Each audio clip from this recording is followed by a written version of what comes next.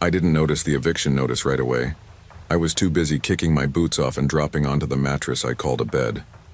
I'd left my second job at 10:43 p.m., walked 2 miles because Devin had taken my car again, and by the time I dragged myself up the stairs of our one-bedroom mold box, I just wanted 5 hours of sleep before my 6:30 a.m. shift at the gas station. The pink paper fluttered loose from the door as I closed it behind me. I read it twice, hoping it'd vanish. 3 days to vacate. 3 days to do what exactly? I hadn't had time to even pay the electric bill. How was I going to cough up $950 in change? Devin hadn't paid a cent of rent in 4 months. What he did do was take my card while I was at work, drain my account again, and leave a note on the microwave that just said, "Figure it out." He blocked me the next day. I tried to ignore the ache in my side, which had been getting worse since last week. Probably the cut from that shelf I busted while unloading boxes at the Quick Mart. I'd hoped it would heal on its own, but now it was red, hot to the touch, and leaking a fluid that smelled like something dead. So yeah, I wasn't thinking clearly when I walked into McDonald's at 1:03 a.m. It was the only place open, the only place I could sit in silence and pretend I still had control over something. I ordered a 6-piece nugget meal, large Coke, no ice, because ice took up cup space and I needed that caffeine. The cashier, some skinny kid with acne and earbuds, didn't even look at me. Just nodded, handed me a receipt, and turned back to his phone. I sank into a cracked vinyl booth with my food and let the tears slide down. No money, no apartment, no car, no antibiotics for the mess growing under my ribs. This was rock bottom, or so I thought. He slid into the seat across from me like he'd been invited. Didn't say excuse me. Just sat there, his tray thudding onto the table, his eyes fixed on mine. "Rough night?" he asked, voice deep and too calm. I wiped my face with a napkin. "You could say that." He was in his 30s, maybe early 40s. Looked like he stepped out of a truck stop poster. Stubble, faded leather jacket, oil-stained jeans. Except something felt wrong. His presence was too still, like he was waiting for something. Or hunting. "I'm Cole," he said, sticking out a hand. I didn't take it. He laughed like he expected that. He started talking about his ex. How she left. Him, how she used to push his buttons, how she paid for it. I half listened, more focused on the way the overhead lights glinted off the metal beside his burger. A butcher knife, just sitting there like it belonged. "People always think this town's safe," he said, dragging the knife through ketchup like it was gravy. "But no one's watching. Not really. Cameras here haven't worked in years." I glanced around. The kid behind the counter, Tyler, his name tag said, was watching TikToks. The parking lot outside was dark. "You remind me of her," he said suddenly. His eyes didn't match his smile. Pretty, trusting. I felt it in my gut, that panic like standing too close to the edge of a cliff. I stood up to leave. His hand snapped out and grabbed my wrist, his grip cold and iron hard. "Sit. Down." I didn't sit. I slammed my tray into his face. Nuggets and Coke exploded everywhere. He let go just for a second and I turned to run, but Cole was faster. I felt a tug at my ponytail, then my whole body jerked back like a rag doll. Pain ripped through my side. The blade caught me, shallow but sharp. I screamed. "Call 911, I shouted at Tyler. He looked up, dazed, then looked back down at his phone like it was just another TikTok prank. The ketchup knife, real, not some weird cosplay shit, gleamed as Cole stepped forward, grinning. Blood soaked into my work shirt. "I told you," he said. "No one's watching." That line triggered something. I kicked him as hard as I could between the legs. He dropped with a grunt, just enough time for me to stagger toward the doors, half limping, half running. The pain in my ribs screamed with every step. I could feel warm blood seeping into my waistband. I didn't think I'd make it. Then, tires screeched. Headlights cut across the dark lot. Tyler's beat-up Honda Civic slammed into Cole just as he reached the sidewalk. He went flying, rolled twice, and didn't get back up. The car door flew open. "Get in," Tyler yelled. I didn't think. I climbed in. The ER stitched me up, gave me antibiotics, and handed me a bill for $2,178.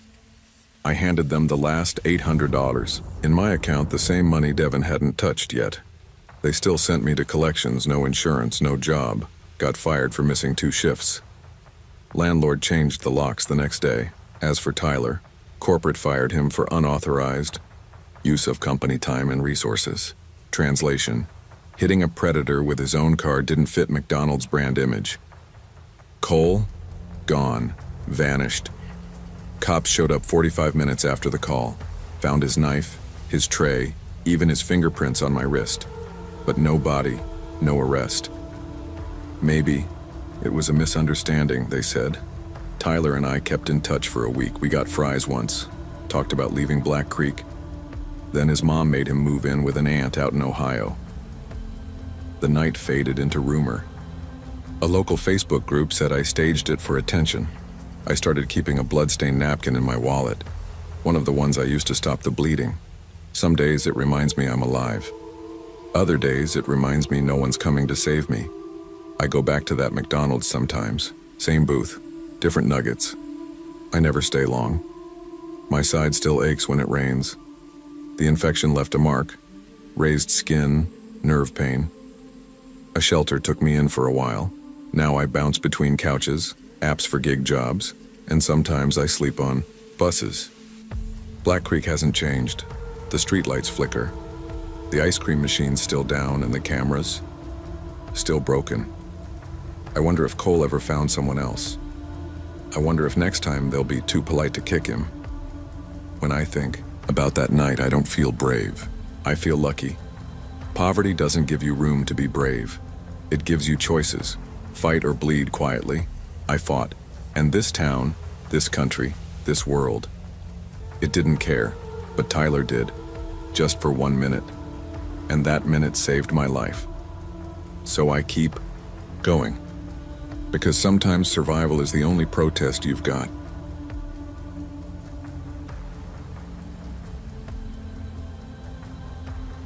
They say when it rains, it pours. But for me, it didn't just pour. It dumped an ocean. 3 months ago, I dropped out of college. Couldn't afford tuition anymore, and my GPA was tanking anyway. I'd been skipping class to work double shifts at this rundown McDonald's, trying to keep up with car payments and help my dad with the bills. Not that he noticed. He's been glued to a bottle since Mom left 4 years ago. Last week, the repo guy came for my Honda Civic. I watched from behind the living room blinds as they towed it away. My last piece of freedom vanishing behind red taillights. My girlfriend Maddie called it the final straw. She broke up with me that night. Said I was sinking and she didn't want to drown too. Now I walk to work in the freezing cold, lugging a backpack full of greasy uniforms. My sneakers have holes. My feet are always wet. And tonight my manager Dave, always smug, always chewing toothpicks like he's some low-rent Clint Eastwood, cut my hours again, said I had an attitude problem.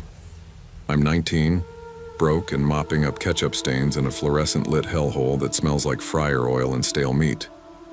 It's just past 10, and I'm trying to finish mopping the back storage room so I can clock out and maybe find a bus home. If I'm lucky, Dad won't be passed out in his boxers on the couch when I get there. That's when I hear it. Pop, pop, pop. At first, I think it's just fireworks, or maybe a car backfiring out front. We're near 8 Mile and weird noises are nothing new around here. But then I hear Sarah scream, and that's when my gut drops. This ain't fireworks, it's a gun. I peek around the corner of the storage room just for a second. That's all it takes. Dave's on his knees near the register, arms raised like it's going to make a difference. Standing behind him is a guy, in a black hoodie and a ski mask, waving a pistol like he's done it before. The gun's aimed at Sarah, 17, still in high school, working the drive-thru after class to help her mom pay rent. Her eyes are wide and wet. Empty the register. Now, the guy yells, voice low but shaking with rage. Dave fumbles at the keys trying to unlock the till. Then, bang. It echoes through the whole restaurant. Dave collapses forward. His head hits the tile with a smack, and there's just this sudden awful red spreading around him. Sarah screams. I duck back into the storage room, nearly tripping over the mop bucket. My heart's thumping so loud I'm sure he can hear it from the dining room. My phone's in my locker, past the fryer and through. The break room, no chance of getting to it without him seeing me. The back exit, locked from the outside. Corporate policy, keeps people from sneaking out with McNuggets or bags of frozen fries. I grab the mop handle. It's not a weapon, not really, but it's all I've got. I crouch behind a stack of frozen beef patties, trying not to breathe. Footsteps, slow, measured, coming closer. I try to disappear into the cold metal shelves. My hands are shaking so bad I nearly knock over a box of fries. The door creaks open. He's in here. I press myself flat against the wall, barely breathing. The mop handle rests across my knees, the way I imagine a baseball bat might feel if you'd never played ball in your life. The masked guy steps into the room. He doesn't rush. He's calm, too calm. He thinks he's in control. I can hear Sarah crying somewhere out front. Her sobs cut through me, sharp and raw. I want to do something, anything. But I'm 19 and terrified, hiding behind a tower of meat like a coward. He takes a few steps in, then stops. "You in here?" he calls out. His voice is clearer now, young. My age, maybe younger. That makes it worse. He moves closer, boots thudding against tile. I can see his shadow on the floor as he turns toward the freezer door. I grip the mop handle tighter. My whole body's vibrating. He turns around, takes one more step. Then his phone rings. He freezes. "Yeah?"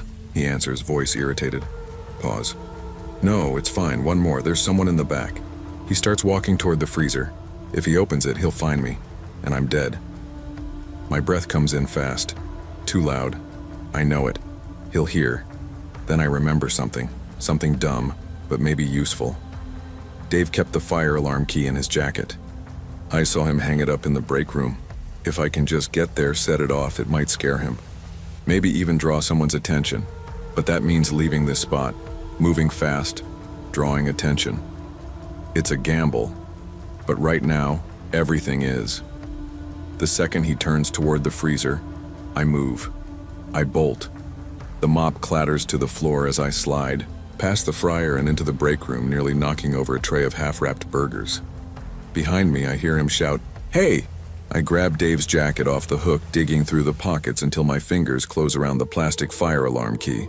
Gunshots crack behind me, pop, pop, but miss. One hits the soda machine. Cola explodes across the wall. I shove the key into the alarm box by the back hallway. Twist. Wee-oo! Wee-oo! The alarm screams to life. Lights flash red. The entire store fills with chaos. Out front, Sarah lets out a cry of hope. I hear the guy curse. I duck under the counter, heart pounding. Outside, I see headlights. Someone must have seen the alarm, or heard the shots. A car screeches into the parking lot. The guy panics. He runs, doesn't check the back, doesn't finish it, just books it through the front door and into the night. Sirens wail in the distance. It's over. But I don't feel relief. I feel numb. The cops come, take statements, ask me the same questions 5 different ways. I tell them about the alarm, the shots, the call he took. Sarah's parents show up crying. She doesn't let go of her mom for hours. Me, they call my dad. He doesn't show, just tells them to let me walk home. I stay until 2 a.m. scrubbing blood off tile. No one tells me not to. I just do it because it's easier than thinking. Corporate sends a rep the next day, gives me a gift card and a pat on the back, tells me I reacted with courage. Dave gets a plaque on the wall. Sarah quits. I don't blame her. They bump me to full-time. It's not a reward. It's because no one else wants the shift. Some nights I hear the shots in my sleep. I still work here. Still mop the same floor. Same hum of fluorescent lights. Same broken ice cream machine. But now, every time that door swings open after dark, I gripped the mop just a little tighter, because once you've seen death behind the counter, you never stop looking for it.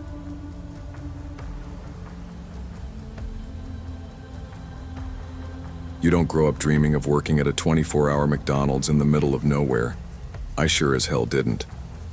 But life has a way of burying you in choices you never wanted to make. I'm Marcus Carter, 24, college dropout, full-time fry, cook. A year ago, I was studying graphic design at a community college in Lincoln. Then Mom got diagnosed. Stage 3.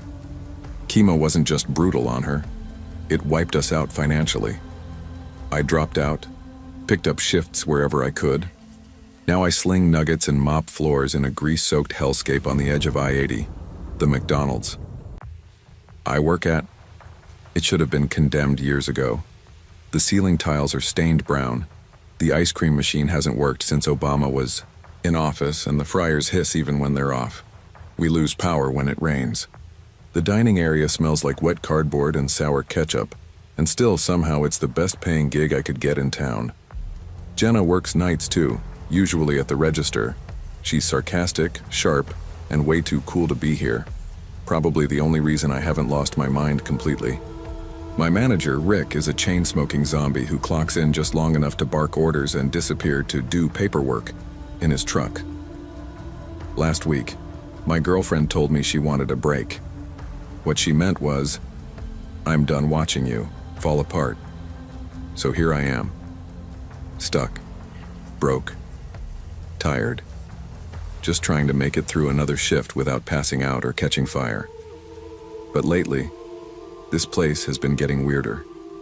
The fryer turns on by itself. The drive-thru headset whispers static when no cars are there. Every single night at exactly 3:15 a.m., the security camera feed glitches, just for a second. I told myself it was nothing. Bad wiring, cheap equipment, lack of sleep. That was before Jenna screamed. It happened on a Wednesday, dead quiet. Just past 2:30 a.m. I was restocking the soda machine when Jenna shouted from the back. It wasn't a scared scream, more like shocked. I ran over, slipping on a stray pickle. Found her standing, in the freezer, eyes wide, hands shaking. They moved, she said. Who? I asked dumbly. She pointed at the stack of burger boxes. Those. They were on the left. Now they're on the right. I blinked. The boxes were still stacked. Maybe shifted a little, but nothing wild. I chalked it up to her being tired. Or pranking me. We joked a lot. About how this place was cursed. About how we were probably slowly dying from grease inhalation. But her face wasn't joking. That night, after she left, I cleaned the lobby. The soda machine sputtered and shot out, half a cup of Coke on its own. The TV by the play area flickered on, black and white static despite being unplugged. And when I looked toward the ball pit, the sad, dusty thing we never let kids play in anymore, it was rustling, like something was crawling around inside. Went home at 6 a.m., took a shower, and just stood there, water running cold, heart pounding, still convinced I was imagining it. Next night, I asked Jenna if she remembered. She nodded, said she hadn't slept, then she told me something else. It's always 3:15 when stuff happens, every night. Watch the cameras. So I did, and that's when I saw it. On the monitor, at exactly 3:15, static, then a flicker of something tall, thin, dark, standing behind the counter, motionless. Stared at the screen for 10 minutes after that. Nothing else happened, but I didn't sleep that morning either. Friday night, Jenna didn't show. No call, no text, just vanished. I messaged her 3 times, then called. Straight to voicemail. Rick didn't care. She probably quit, he muttered, then went outside to vape. Something in me dropped. The shift felt wrong from the jump. The fryer hissed before I even turned it on. I kept thinking I heard footsteps behind me. Every time I turned, nothing was there. At 3:10 a.m., I braced myself and pulled up the camera feed on the office monitor. Nothing. Then 3:15 hit. The screen glitched, quick, like a blink, and there it was. The figure, same as before. 7 feet tall, rail thin, no face. Just standing behind the counter like it was waiting to order something. But this time it turned, slowly, and walked off camera, toward the back room, toward me. I didn't wait. I dropped the headset, bolted out the side door, left everything, behind phone, keys, wallet. I didn't care, I just ran. The air outside felt heavier, like the darkness had weight. I didn't stop running until I hit the gas station down the road and begged the clerk to call me a cab. He looked at me like I was insane. I probably looked it. I quit the next day, didn't give notice. Just walked in during daylight, grabbed my stuff, and told Rick I was done. He rolled his eyes. "You and Jenna, man. Bunch of flakes." I asked if he'd heard from her. "Who?" "Jenna, the night cashier." He squinted. "Oh, her. Yeah, she quit too. No call, no show. Whatever." I wanted to shake him, wanted to scream, but I just walked out, tried calling her again, still nothing. Her social media, deleted, she was just gone. I Googled the store address later that night, dug through old forums, news archives, found a post from 2004. A user saying the McDonald's off I-80 had a bad history. Something about a fire, something about a kid disappearing in the play area. The post had no replies, and then it was gone, like someone didn't want it found. Don't know what happened to Jenna.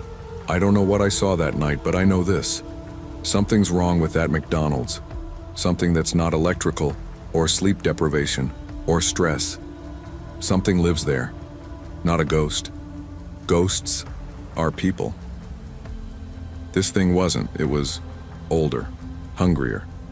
I haven't been near that exit since. Can't even look at a McDonald's sign without flinching. Got a new job. Warehouse work. Night shift again, ironically. But the building is bright, loud, human. Sometimes I still wake up at 3:15 a.m., heart racing. I check the corners of my room. I listen, and some nights, just barely, I hear the fryer hiss, even though I'm not there, and never will be again.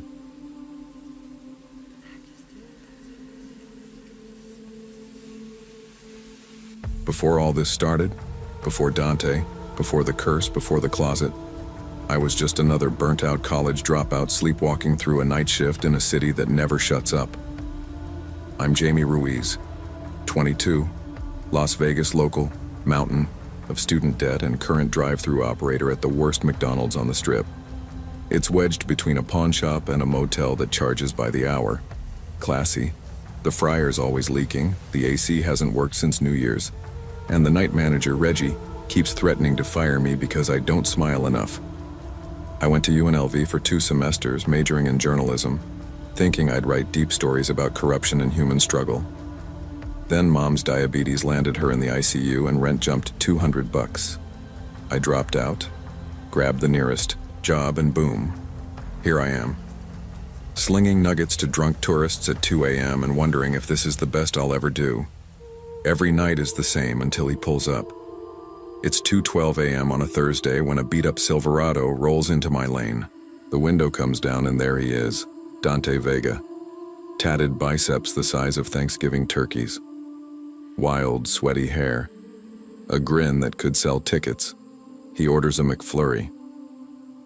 "Extra caramel," he adds, locking eyes with me like I'm a person, not a human ketchup smear. I stutter, nearly drop his change. He winks. The next night, he's back. Then again. Turns out he's an indie wrestler, Dante the Iron Grill Vega, fighting in a lucha libre league that performs in the back of a failing bingo hall off Tropicana. He brings me tickets, calls me J-Roo, and doesn't mind that. My shoes squeak or that my hair smells like fries. I thought my heart was broken beyond repair. Then he came through my window, and for the first time in years, I started hoping again. That is, until Dante collapsed in our break room, clutching, his stomach like he'd been stabbed from the inside. I thought he was having a heart attack. 1 second he was sipping his soda, waiting for me to clock out so we could hit the slot machines at Ellis Island. And the next, he was doubled over on the floor, pale and drenched in sweat. We rushed him to the ER. Tests came back clean.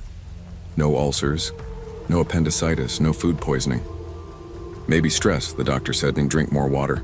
But Dante's eyes, normally wild with energy, looked haunted, like something inside him had curled up and died. He stayed in the hospital overnight. I stayed too. Fell asleep in the chair next to him, woke up to the sound of his IV tubes tangling themselves. Not joking. They twisted into a knot while I watched. Nurses blamed me. By the time he was discharged, Dante could barely walk. "Something's wrong," he whispered. "I'm cursed." I laughed at first, but then I remembered the name his next opponent went by, El Diablo Sanchez. I thought it was just a stage thing. Red contacts, smoke machines, fake pentagrams. But apparently, the guy was really into the whole demon shtick. Word in the locker room was that he paid a witch to hex every opponent, some lucha version of Mal de Ojo. I told Reggie about it. He rolled his eyes and muttered, "You want curses? Check the walk-in freezer. That place is pure evil." Then he told me a story. Years ago, an old man, some ex-manager, claimed to bless the place every night, said he kept the spirits out. Everyone called him Padre Fry. He apparently hung out in the storage closet behind the kitchen. We joked and called it the chapel because someone left a candle of La Virgen in there, and the friar never caught fire again after that. I had nothing else to go on, so I went there, alone, after my shift. Inside, I found him. Old man, McDonald's manager shirt, silver cross around his neck, wiping down a frost machine like it was holy. He looked up. "Your boy's hexed," he said. "El Diablo pays a bruja." Then, he handed me a keychain. Ronald McDonald holding a little cross. I didn't even question it. I took it and ran. Dante was supposed to headline Sin City Slamdown. Biggest match of the year. Banners up all over town. He was going toe-to-toe with El Diablo Sanchez in a cage match surrounded by flaming neon light tubes. The kind of event that could finally get him noticed. Maybe even land him a real contract with a national promotion. But that morning, he couldn't even stand. He threw up bile, couldn't hold down water. His voice came out raspy and weak, like he'd been screaming. In a wind tunnel, I gave him the Ronald Cross keychain, told him about the old man, about the curse. He laughed, then winced in pain. "I believe you," he whispered. "Just don't let him win." So I went to the match alone. Dante didn't show. The announcers claimed it was a tragic injury, sustained during training. Fans booed. El Diablo strutted into the ring, fire shooting up behind him, and won by forfeit. People clapped. Drunk tourists cheered. But I couldn't stop staring at him. His eyes locked on mine, and I swear they glowed red for a split second. I ran out before the end. Back to McDonald's. The chapel was empty. No candle, no mop, no scent of fryer grease. Just cold air and a half-eaten Happy Meal on the floor. No one had seen an old man come in. No one even remembered Padre Fry. Reggie shrugged. "That closet's been locked for months. Health code." The keychain burned in my pocket like it wanted to be remembered. Dante never went back to the ring. 2 weeks later, he texted me, "Come over, we need to talk." He was already packing. "I'm done," he said. "Sanchez can have his curses. I'm not giving him my soul." So we left. I quit McDonald's. Reggie didn't even look up from his vape pen. Dante sold the truck. We pooled our savings, took what little we had, and moved to Reno. Started a food truck. Called it the Iron McFlurry. Served late-night burgers, fries and caramel milkshakes with churro bits. People loved it. They still do. We're not rich. Not even close. But we're free. The twins were born last May. Mira and Mateo. Loud, hungry, and beautiful. Sometimes I wonder what would have happened if Dante had stepped into that ring, or if I hadn't listened to the old man, or if the curse had stuck to me instead, but mostly I just try to live, run the truck, feed the babies, love my man. Still, sometimes, when I'm cleaning the fryer at 3 a.m., the lights flicker, Just once. And in the reflection on the metal, I swear, just for a second, I see him, the old man in the McDonald's hat winking.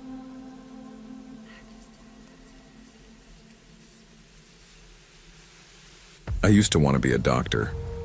I made it 2.5 years into med school before the panic attacks got so bad I couldn't walk into a hospital without shaking. My hands would cramp, my chest would tighten. During rounds, I threw up in a mop sink and passed out in a supply closet. The dean said I needed to take an extended leave. That's Ivy League code for, "You're done here, kid." Now I'm 28, living in my stepbrother's garage, working overnights at a McDonald's that smells like burnt oil and bleach. The regulars call it the graveyard shift. Employees whisper that it's cursed. I laughed the first time I heard that. Now, I'm not so sure. We're the kind of place where the ice cream machine turns on by itself at 3:07 a.m. sharp, where the security footage glitches, always right around the play place, where customers sometimes walk into the bathroom and don't come out. Not right away, at least. I don't ask questions anymore. I mop, I restock sauces, I refill the Sprite, and I try not to make eye contact with the shadow that sometimes crouches behind the deep fryer. Then there's Tanya, drive-thru operator, mid-30s, hair like black silk, voice low like a vinyl record. Her name tag's worn down to T. No one knows where she lives. She never eats. But somehow, she knows things. One night, a trucker came in, coughing into a napkin. Tanya glanced at his coffee and whispered, "Too much cream, like his mother used to make." 10 minutes later, he collapsed by the condiments. Another time, a teen couple laughed their way through a 20-piece nugget, and Tanya said, "They won't finish." I thought she meant the nuggets. That night I saw their wreck on the news. It's not just coincidence. I'm a man of science, or I used to be, but I can't explain what Tanya sees. All I know is, every night when the lights flicker and the fryer hums, I listen when she talks because sometimes her whispers come true. At first I tried to brush it off, sleep deprivation, overactive imagination, trauma from med school. I had excuses lined up like drive-thru orders. But Tanya's predictions weren't vague. They were specific, detailed, timed. One night, I caught her staring at the security monitor. The dining room was empty, no customers, no staff. But she murmured, "Booth 5 is sad tonight." I looked, nothing there. 5 minutes later, a woman walked in, face pale, mascara running. She sat in booth 5 and silently sobbed into a filet-o-fish. Another time, Tanya stared at a Happy Meal box and said, "He'll lose a tooth tonight." I didn't even question it. The little boy screamed 5 minutes later, bit into a fry, and his front baby tooth popped right out. It wasn't just eerie, it was systematic. I started keeping a notebook in the manager's office. I logged every phrase, every timestamp, every incident. Tanya knew when the fryer would short, when the freezer would blow a fuse, when a cop would pull into the lot and find a body in a car parked too long. I asked her about it once. Just once. "Are you psychic or something?" I asked. She looked up from her headset, eyes dark and far away. "No," she said. "I just pay attention." That was the end of that. Reggie, our crusty morning supervisor, thought she was nuts. Said she used to be a nurse until something broke her. Said she'd snapped after losing a kid on the table. I heard another version from Amber on fries, that Tanya died in the McDonald's fire back in '98 and just never left. Both felt wrong. Tanya wasn't broken. She was waiting, like someone who knew too much and had nowhere else to go. Then came the girl in the unicorn shirt. That was the night everything changed. It was a Tuesday. Quiet. Too quiet. A mom walked in holding her daughter's hand. The kid wore a pink unicorn hoodie, sparkly leggings, and lit-up sneakers. Happy, chatty. They sat in booth 7. Tanya froze, mid-sentence. Her lips barely moved when she whispered, "She'll choke." I laughed, dry and nervous. "You're kidding, right?" Tanya didn't blink. My pulse spiked. I rushed to the dining area. The mom was unwrapping a cheeseburger. The girl giggled and dipped a fry in ketchup. Then it happened. A sharp cough, a panicked look. Her hands flew to her throat. I reacted before thinking. Years of training kicked in. I pulled her from the booth and started the Heimlich. 1, 2, 3 thrusts, nothing. Her lips turned blue. The mom screamed. The girl collapsed in my arms. We called 911. Paramedics showed. Tried everything. CPR, oxygen. She died in the parking lot. Just like Tanya said. I went back inside, numb. Tanya was gone. Just gone. Her headset was on the counter. Her station, spotless. Her locker was still locked. I grabbed Reggie's bolt cutters and cracked it open. Empty, except for a single crumpled napkin with one word written in grease pen. See? I wanted to scream. I didn't sleep that day, or the next. By Friday, I quit. Left the key on the desk. Didn't even wait for Reggie to show. But I couldn't stop thinking about it. About her. About what she was. Somehow Tanya wasn't just seeing death, she was guiding it. It took 2 years. I saw a therapist. Worked part-time. Took community college science classes to rebuild my confidence. Eventually, I reapplied to med school. I got in. Barely. This time I finished. Now I work ER shifts at a city hospital. Real long hours. Blood. Screaming. Hope. Loss. It's hard, but it's honest. But Tanya never left me. Every time a kid crashes through the doors with a seizure, I think of the unicorn girl. Every time a patient gasps, I hear Tanya's whisper. I started writing again. Not just logs, but stories. Case notes. Deaths I couldn't prevent. Deaths I maybe could. I keep the napkin in my locker. See? I still don't know if it was a warning or a lesson. Then, during a double shift on Christmas Eve, I walked into the cafeteria, and there she was. Tanya. Hair a little longer. Same far-off eyes, sitting across from an old man in a hospital gown. She smiled, slid a tray toward him.